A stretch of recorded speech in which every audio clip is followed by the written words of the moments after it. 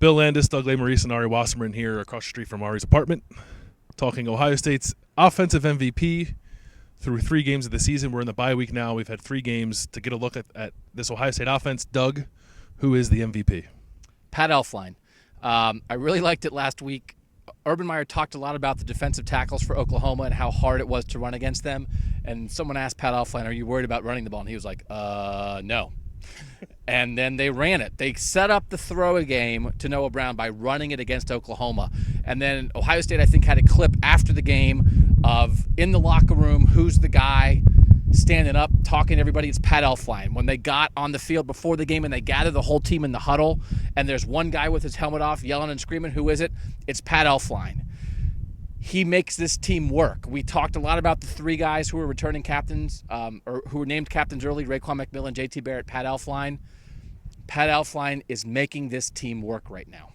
That's good. I stole my offensive line thunder. Ari, I know you went offensive line. Who you got? Yeah, Pat Elflein. No, that is a very good pick. But last year, I think we both went away from the obvious, and then Doug got mad. So I don't want him to get mad at me again. I think I'm just going to go with JT Barrett because he's the quarterback.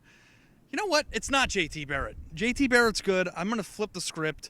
I actually think it's Curtis Samuel because Curtis Samuel gives Ohio State an offensive playmaker that they can count on every single game. I was unsure of, as I've mentioned before, that he was going to be able to do it, but he makes Ohio State's offense feel functional to me.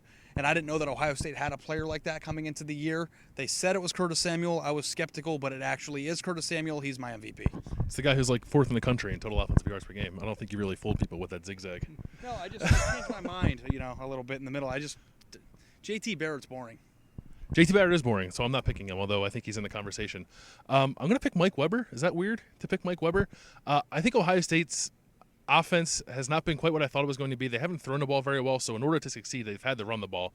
I think they've ran the ball pretty well, and I don't think you do that without a reliable running back who can kind of take a pounding. And when Ohio State was looking to put away Oklahoma, you saw a lot of Mike Weber. I think he finished that game with 18 or 19 carries.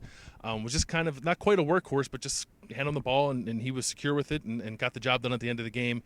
Hasn't broken a big one yet, but I think we've seen flashes that he's going to. I think at the end of the season we're going to look back and say he's a very, very reliable runner.